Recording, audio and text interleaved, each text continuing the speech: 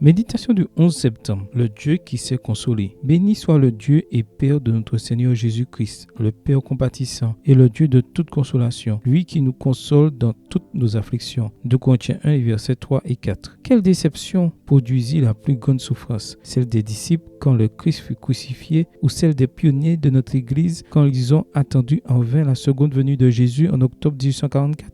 La déception des premiers disciples fut la plus grande, comme l'indique cette déclaration de premier écrit. J'ai vu que le désappointement de ceux qui croyaient à la venue du Seigneur en 1844 n'égalait pas celui des premiers disciples. Extrait du livre Premier écrit, chapitre Les dons spirituels, page 245, livre écrit par Ellen G. White. Que fit notre Père Céleste compatissant pour consoler ses disciples troublés? D'abord envoyer ses anges. Rappelons que ce fut aux 16 anges qui avertirent les disciples que Jésus était ressuscité et qu'il les précédait en Galilée, voir Luc 24, versets 4 à 6 et Marc 6, verset 7. Ensuite, diriger leur attention sur la parole prophétique certaine. Nous souvenons-nous des paroles de Jésus aux disciples sur le chemin d'Emmaüs? Alors Jésus leur dit: « Hommes sans intelligence et dont le cœur est lent à croire tout ce qu'ont dit les prophètes. » Et commençant par Moïse et par les prophètes, il leur expliqua dans toutes les Écritures ce qui leur concernait. Luc 24, les versets 25 à 27. Et que fit Dieu pour ses enfants après la déception de 1844? Comme dans l'expérience des premiers disciples, les anges eurent aussi une participation très active, selon cette déclaration de premier écrit. Je vis que Jésus regardait avec la compassion la plus profonde ceux qui avaient été désappointés lorsqu'ils attendaient sa venue. Il envoya ses anges pour diriger leur esprit, afin qu'ils puissent le suivre où il était. Il leur montra que cette terre n'est pas le sanctuaire, mais qu'ils devaient entrer dans le lieu très saint du sanctuaire céleste pour faire l'expiation en faveur de ses enfants. Extrait toujours du livre Premier écrit, chapitre Les dons spirituels, à la page 244, livre écrit par Ellen G. White. Le plus intéressant est le rôle joué par l'esprit de prophétie. En décembre 1844, l'esprit de Dieu se manifesta puissamment au milieu d'une réunion de prière conduite par 5 femmes chez Elizabeth N. Alors que Hélène Armand priait, descendit sur elle la puissance d'en haut,